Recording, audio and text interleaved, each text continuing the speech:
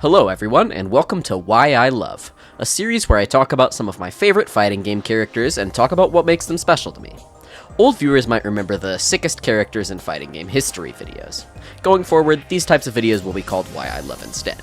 Not only is the title a little more concise, but there was a similar series going on with a very similar name, and despite clearing things up with the creator and getting an okay to continue, I just decided to come up with a snappier title. Today I'd like to tell you about my personal favorite character from Street Fighter V, Gill. Gill is a super unique and underplayed character who released late into the lifespan of Street Fighter V, being the only character in the game to completely change the way certain system mechanics behave around him. Gill lacks the ability to crush counter on any of his attacks, instead receiving normal counter hits on his heavy buttons when the situation arises.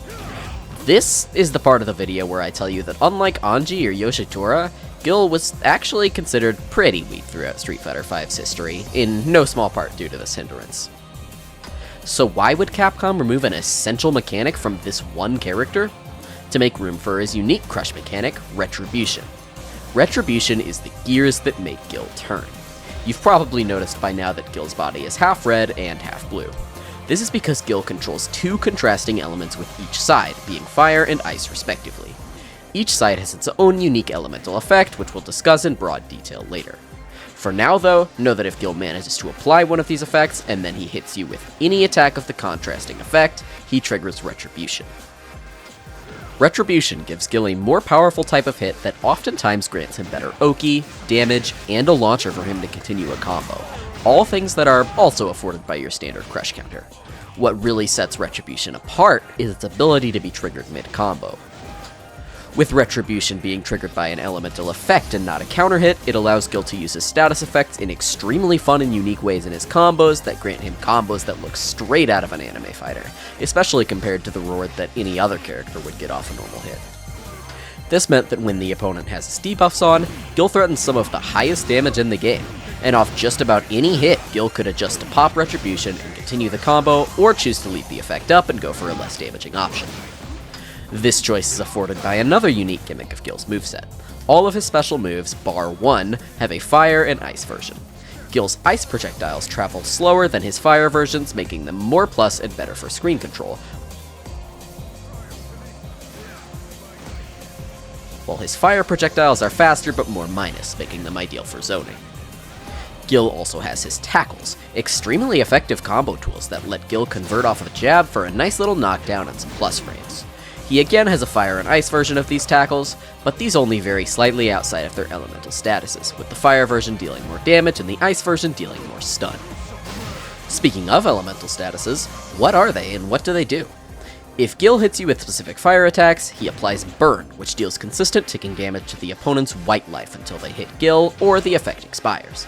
If Gill hits you with certain ice attacks, he freezes your stun gauge, forcing it to go only up until you either hit Gill or get stunned, at which point a unique elemental stun effect called Freeze happens. Both of these effects rely on Gill not getting hit while they're active, lending him more to defensive play, and defensive is exactly what he is. Gill tends to play close to a traditional zoner, poking with fireballs and his long-range normals, and setting up screen control with his effects and slower projectiles. However, even in this role, Gill is a little weird. Gill, while being a zoner, doesn't actually have a great fireball, with it having longer total duration than fireballs of similar characters. And Gill not being able to crush counter you means he doesn't threaten high damage with his long-range pokes in the same way other zoners do. While this is undeniably a weakness, and one of the reasons Gill was never considered a very strong character, it opens up room for him to do something more unique that I'm a pretty big fan of. That being that while Gill might not be as potent a zoner on the ground as some, his anti-air damage is bar none the highest in the game. Gill's Crouching Heavy Punch is an ice elemental launcher that worst case gets him a chunky 3-hit combo with any projectile and tackle of his choosing, letting him stack effects or deal significant damage, and best case is a crazy party starter of an attack that lets him begin combos with multiple Retribution pops, dealing crazy damage and corner carry before getting a nice knockdown with debuffs on the opponent to threaten the same situation again. With Gill's Ice Ball being so plus from so close, he really forces characters without equally strong projectiles to jump in on him, or use anti-fireball tools that he can stuff with this launcher on a good prediction for godlike reward. Well, of course this doesn't apply if he loses the Fireball War in the first place, but, shh. And while Gill doesn't threaten crush counters off his long-range pokes, all of them do have an elemental effect that can pop Retribution if the opponent is debuffed, meaning that while overall his pokes are less threatening, if the opponent has a status effect, it's way more threatening than with only standard crush counters. Speaking of these effects, what specifically applies them? Gill can apply effects in two main ways, EX moves or charged moves. EX moves are the main way Gill puts status effects on you. His EX versions of his fire and ice specials burn or freeze you, and are all pretty simple to combo into. This does have a significant weakness in that you have to spend bar. Gill relies on bar for these EX moves a lot due to how important his status effects are, and for a while after his release, this was the only way to build status effects, which really sucked, because it meant Gill couldn't start his game plan without spending meter on something that other characters got for free. But later on in the game's balance history, he was given the ability to charge a number of his heavy normals, which gives them the ability to burn or freeze for free. While these attacks are slow when charged, Gill can adjust his combos to allow for them to apply status effects at the cost of damage, which, given how important these statuses are for him, it's worth it more often than you'd think. Gill does have one other way to apply effects that I didn't tell you about, that being the V system. If you're not familiar, in Street Fighter V, the core mechanic was the V system, a mix and matchable arts system where each character could pick a unique V skill, a move usable at any time, and a unique V trigger, an install that powered up the character once their V meter was full.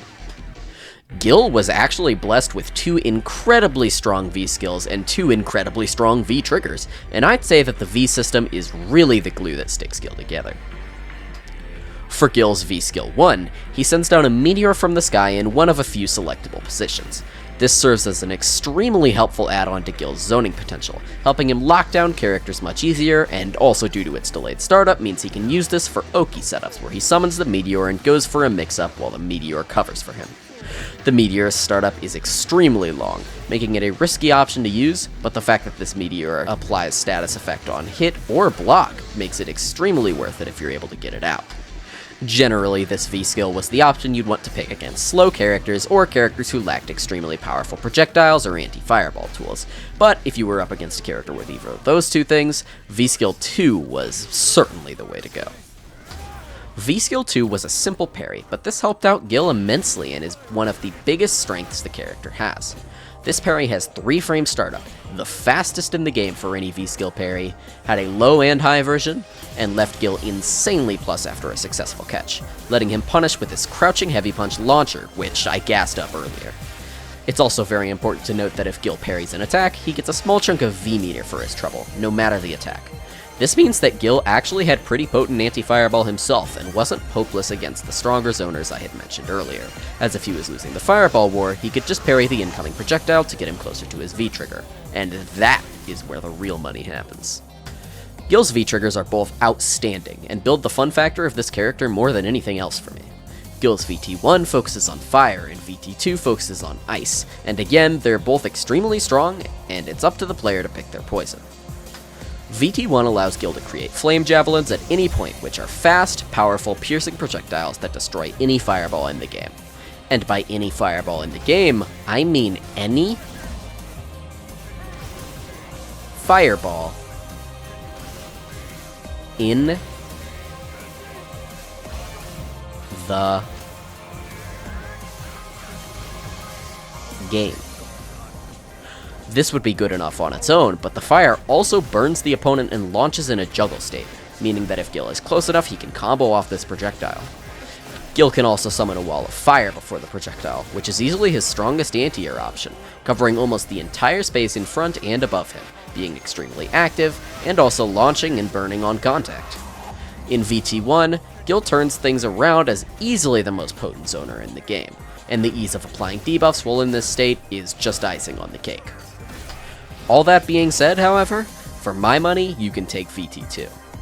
VT2 at first seems simple, giving Gill this Ice Tree attack, which functions similar to his Fire Lances, breaking projectiles and freezing the opponent. But things get much crazier if Gill can get a knockdown. This V-trigger lets Gill set ice traps, which pop if the opponent steps on them, or presses a normal anywhere near them. This freezes them for almost a full second and lets Gill do whatever he wants to follow up. This turns Gill into an absolute demon of a set play character, as he can use mix-up tools like his flip kick special to fly over opponents' heads and perform an ambiguous same-side cross-up mix-up that gives him incredibly high damage and a loop on the situation on connect. The zoning with Ice Tree is a little weaker than Fire Lance, having more startup, worse reward, and less of them to use, but he more than makes up for this with how insane the ice traps are for robbing rounds, letting Gill pretty easily 3-touch you. And in a game like Street Fighter V, 3-touching somebody isn't something you can do without crazy reads and big hits. Yet, here Gill is, doing it off a 50-50 mix-up. All this means that while Gill may not have as potent a base toolkit as any other zoner, he makes up for it by having extremely strong cash-outs that he has to work for throughout the match that make him feel extremely rewarding to play when things pan out, in my opinion. It's super fun freezing the opponent and watching them scramble in fear as their stun bar builds closer and closer to Dizzy without nothing they can do about it. And it feels great parrying fireball after fireball to build up your incredibly strong V-trigger so you can get a head start against characters like Guile or Sagat. Gill's access to huge combos, potent status effects, and powerful mix-ups is what makes him so unique to me, and I really hope to see him return in Street Fighter VI, what with it being its long-awaited sequel to Street Fighter III's story.